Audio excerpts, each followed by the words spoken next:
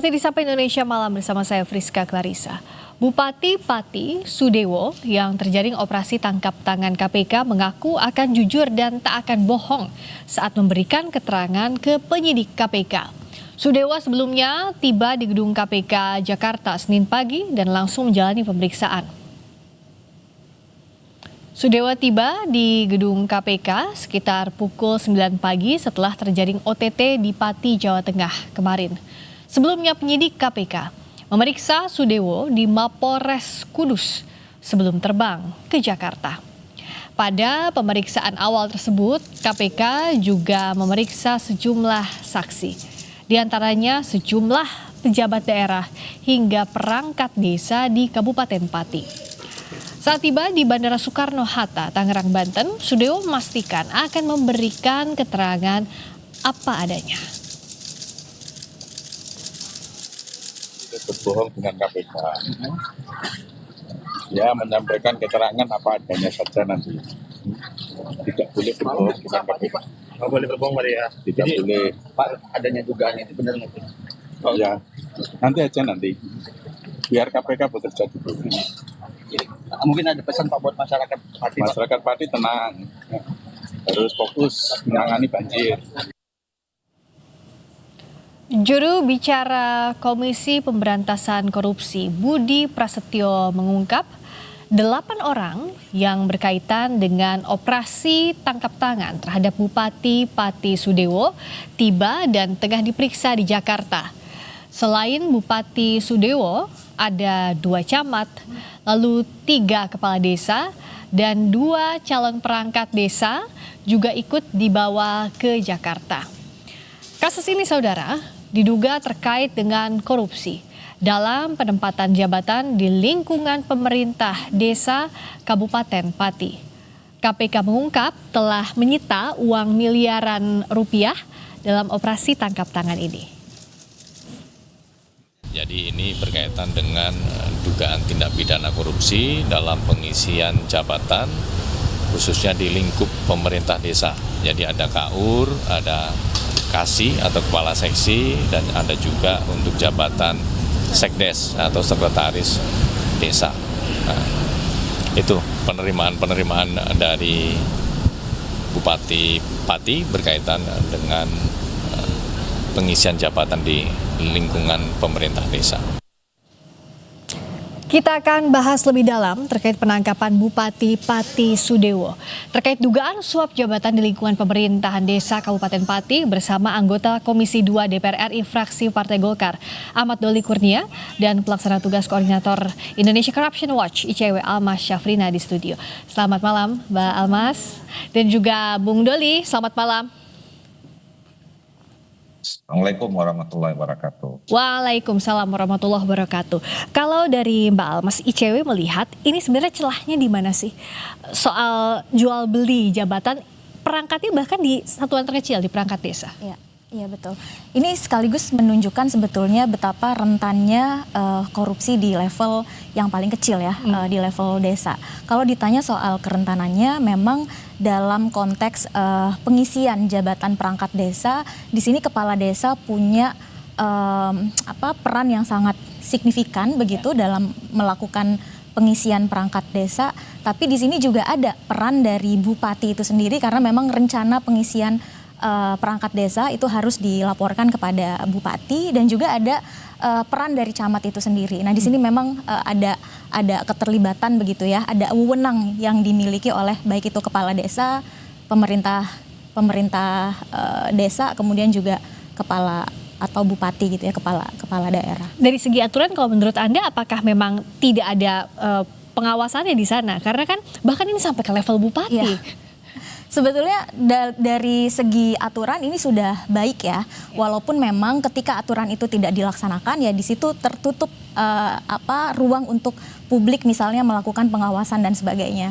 Dalam konteks pengisian perangkat desa seharusnya di situ ada yang namanya panitia yang melakukan seleksi dan di situ bahkan ada organ atau perwakilan dari masyarakat atau tokoh masyarakat dan sebagainya yang mana ini sudah cukup partisipatif ya dalam konteks mencari perangkat desa. Jadi namanya di pengisian perangkat desa ini ada mutasi atau jabatan perangkat desa yang lain dipindahkan untuk mengisi jabatan yang akan kosong begitu, atau yang kemudian yang kedua ada penjaringan dan penyaringan.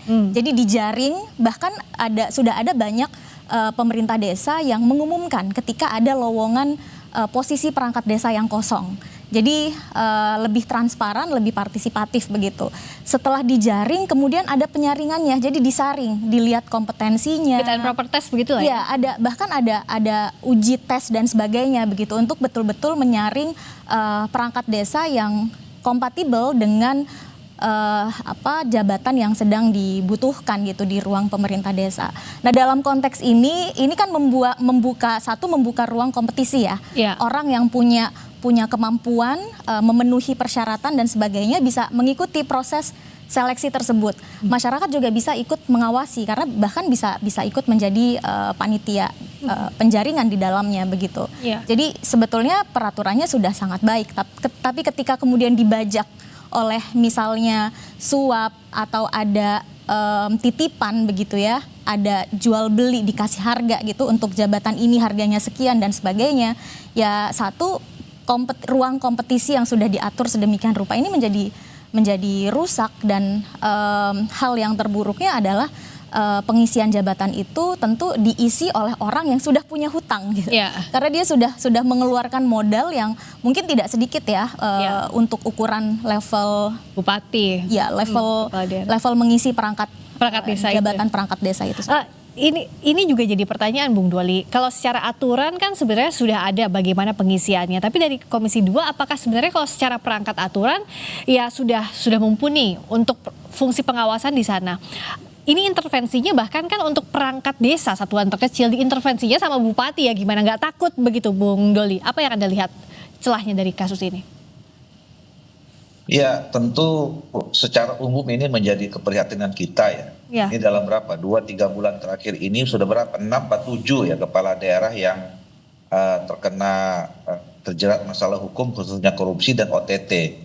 Kan waktu bersamaan kemarin juga Wali Kota Madiun kalau tidak salah ya. Ya betul. Nah, jadi ini sebetulnya membuat kita ini terheran-heran ya, para kepala daerah ini tidak belajar dengan kasus dan berita-berita di mana kepala daerah sebelumnya juga sudah terjerat OTT atau terjerat OTT gitu, sehingga tidak hati-hati gitu loh. Nah, ini menurut saya warning buat kita semua ya, alarm ya, bahwa jangan-jangan tindakan-tindakan yang dilakukan oleh di luar aturan, katakanlah seperti sekarang jual beli jabatan ini menjadi sesuatu yang dianggap biasa saja gitu loh. Jangan-jangan demikian ya? Mungkin ya mungkin nggak apa-apa, udah banyak teman-teman kita juga yang kena, kita juga nggak apa-apa. Itu kan bahaya itu sebetulnya ya kan. Ya.